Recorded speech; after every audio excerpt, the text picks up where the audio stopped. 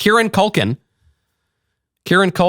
brother of Macaulay Culkin of Home Alone fame, and Kieran Culkin, who was in Succession, he just won an Oscar for some role. I don't even know what the movie was.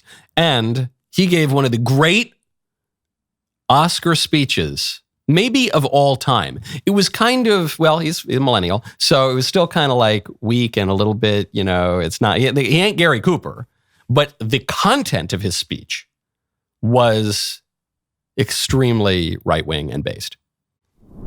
A year ago, I was on a stage like this, and I very stupidly publicly said that I want a third kid from her because she said if I won the award, she would give me the kid. It turns out she said that because she didn't think I was going to win.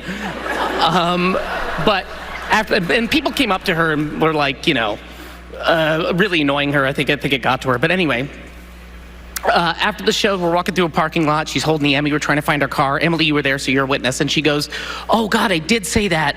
I guess I owe you a third kid." And I turned to her and I said, "Really, I want 4. And she turned to me. I swear to God this happened. It was just over a year ago. She said, "I will give you 4 when you win an Oscar." I held my hand out.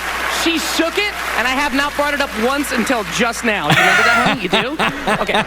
Then I just have this to say to you, Jazz. Love of my life, ye of little faith.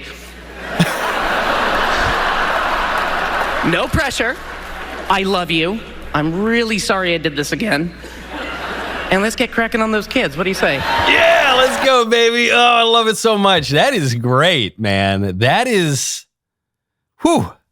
Especially on the heels of that Timothée Chalamet speech, this was much better. I mean, this is one of the great Oscar speeches of all time.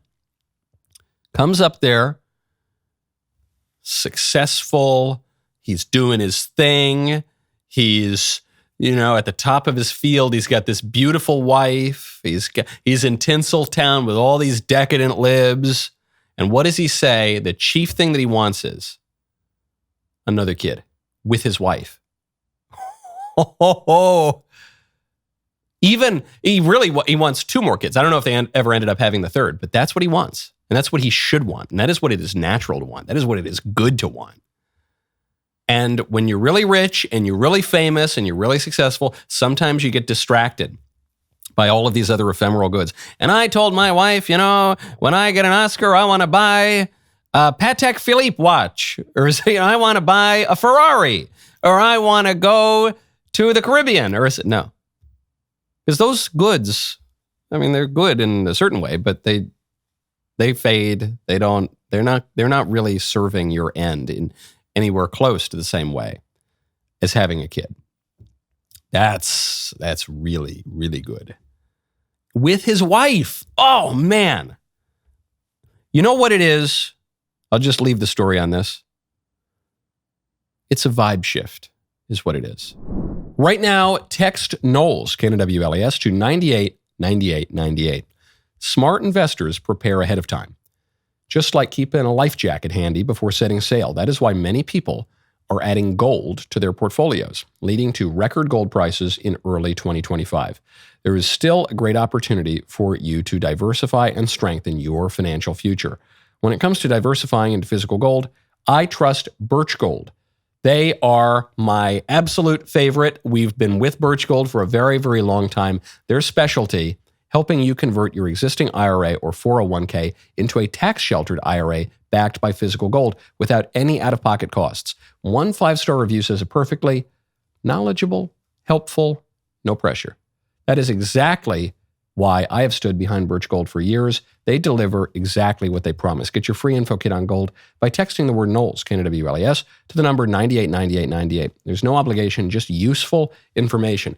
I have a good bit of gold in my portfolio, and I've been happy about that in recent years. Quite happy about that.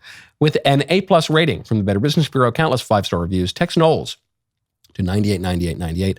Let the experts at Birch Gold help you secure your future today with gold. It's a vibe shift. It's good, and I hope it encourages more good stuff, but it's a sign of the times, man. And I'm seeing so many data points here that are telling me that something is really shifting, okay? Just off the top of my head, Trump wins the popular vote. Obviously, that's a big one. The decline of Christianity levels off in America. It's been stable for 6 years. You've got Hollywood stars not whining about politics so much, but actually talking about just being great at their craft again and doing their job. You've got Zoomers absolutely cratering in their support of promiscuous sex and encouraging marriage again. You've got a major Hollywood star in his Oscar acceptance speech telling his wife she will give him another child because she agreed to it and that's her duty. So let's get cooking in the boudoir, lady. Oh, man. How many more data points do I need?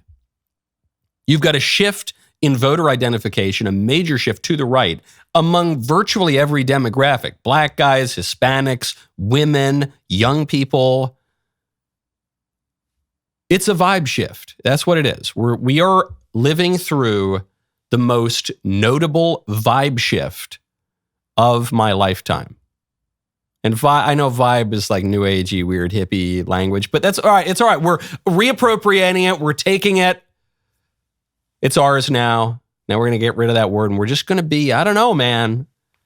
I think we might be able to be great again. There is a chance. I'm not saying it's like that. I'm just saying there's a chance that we might be able to be great again. Hello there.